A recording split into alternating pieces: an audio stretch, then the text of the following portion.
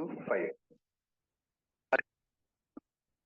9వ అధ్యాయము 3 నుంచి 5 వచనాలు చదువుకుందాం. అతడు ప్రయాణం చేయుచు దమస్కునకు వచ్చినప్పుడు అకస్మాత్తుగా ఆకాశం నుండి ఒక వెలుగు అతని చుట్టూ ప్రకాశించను. అప్పుడు అతడు నేల మీద పడి, సౌలా సౌలా, నీవేళ నన్ను హింసించున్నావని తనతో ఒక స్వరం పలుకడ వినేను. ప్రభువా, నువ్వెవడవని అడగగా అతడు, ఆయన నువ్వు హింసించున్న యేసును. Also read in English.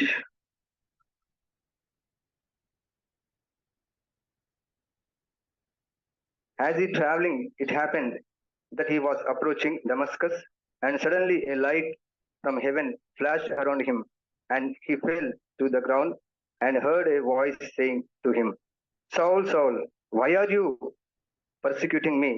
And he said, Who are you, Lord? ఈ రోజులలో మనం చాలా వరకు చూసినట్టయితే మనము పర్సిక్యూషన్ గురించి చాలా వింటూ ఉంటున్నాం. అన్యులు క్రైస్తవులని, తర్వాత సువార్థికులని, సువార్త చెప్పేవారిని హింసిస్తున్నట్టుగా వింటూ ఉన్నాం.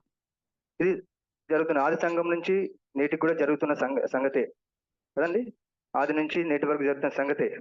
అయితే ఇక్కడ వారైతే క్రీస్తును అంటే ప్రభు ఎరిగిన వారు మనుషులను హింసిస్తున్నారు. కానీ ఇక్కడ ప్రభు ఏమంటున్నాడు, సౌలు ఎలా ఉండే ఆయన జీవితము ప్రభుని ఎరగమందుకు సంఘాన్ని, సంఘం విశ్వాసులని హింసిస్తూ వాళ్ళని జైలుకి తీసుకెళ్తూ వాళ్ళని మరణం వరకు కూడా చంపేందుకు కూడా అంత నిష్ట కలిగి జీవిస్తున్న అతన్ని ఈ రోజున దేవుడు ప్రభువైన యేసు ఏమన్నాడు, ఆయన పట్టుకున్నప్పుడు ఆయన ఏమన్నాడు, వాళ్ళని ఎందుకు హింసిస్తున్నా అనలా.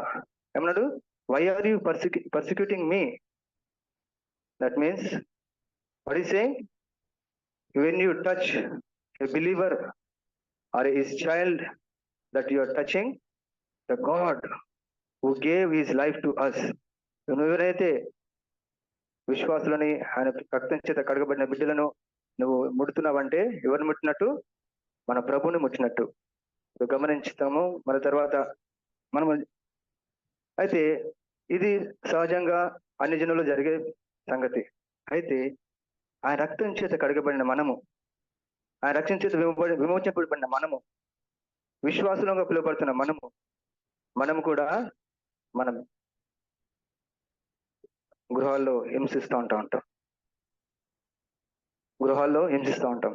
ఆయన ఒక పాస్టర్ గారు ప్రతిరోజు వాక్యం చెప్తాడు, ప్రతి ఆదివారం వాక్యం చెప్తాడు. ఇంటికి వెళ్ళిన తర్వాత తన భార్యను హింసించేవాడు. మన గృహాల్లో కూడా ఉంటారు. మన గృహాల్లో కూడా తల్లిదండ్రులను హింసించేవారు ఉన్నారు, భార్యను హింసించేవారు ఉన్నారు, భర్తను హింసించేవారు ఉన్నారు. ఎవరు వీళ్ళంతా? అయ్యగారు వాక్యం చెబుతారు, మనం వాక్యం చదువుతాం, ఆ రక్తం చేత కడగబడ్డాం. అయితే మరి మనము ఆ విధంగా ఉంటే ఏం చేస్తున్నామంటే మనము యు నాట్ టచింగ్ ఎవరికి? నీ యొక్క సాటి అయిన సహకారికి నేను టచ్ చేయట్లేదు, కానీ దేవుని టచ్ చేస్తాం. దేవుని కొరకు మనము ఈ లోకంలో జీవిస్తున్న మనము, ఆ రక్తం చేత కలగబడిన మనము, మన యొక్క జీవితము, అనుదిన జీవితము, మన తల్లిదండ్రులతో ఎలా ఉంది, భార్యతో ఎలా ఉంది, భర్తతో ఎలా ఉంది, తర్వాత మన కుటుంబంలో ఉన్న వ్యక్తులతో ఎలా ఉన్నాం, మన సంఘ ప్రజలతో ఎలా ఉన్నాం, వాళ్ళకు వ్యతిరేకంగా ఏం చేస్తున్నాం? What are we doing against the people of God, against your life partner? How we can, ఎలా మనము మన పార్ట్నర్ని హింసించగలుగుతాము?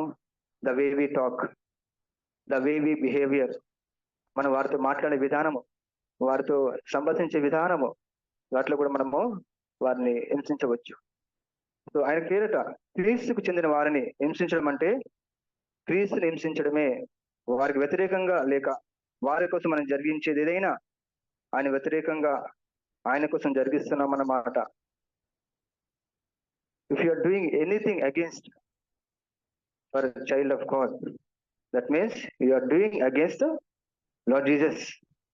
So and whatever you doing against the person who believed in Lord Jesus Christ, that means you are doing not the person you are touching.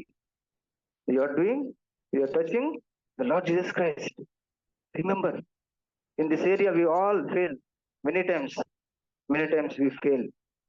So as you're going to take part in Lord's table, please let us remember how I am, how I my behavior with my wife, how is my behavior with my husband, how is my behavior with my parents, how is my behavior with my church members, how is I am with the Lord. Before the Lord saying, he did not say why you touched him. He said, Saul, Saul, why are you forsaking me? ఆయన ఏమన్నాడు? సౌలా సౌలా నువ్వు ఆ వ్యక్తిని ఎందుకు హింసించమన్నాడా? నీ భార్యను ఎందుకు హింసించడన్నాడా? ఆ బిలీవర్స్ ఎందుకు హింసించడన్నాడా? So examine as you are taking part in the Lord's emblem. It's very, very important to examine ourselves.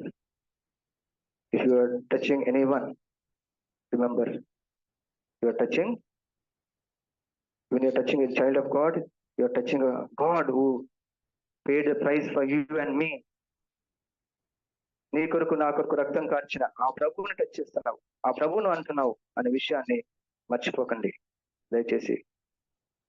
ఈ యొక్క మాటలను హృదయంలో పెట్టుకొని, if you or anything did against your partner or against your parents, against your friends, against your fellow believers, please ask forgiveness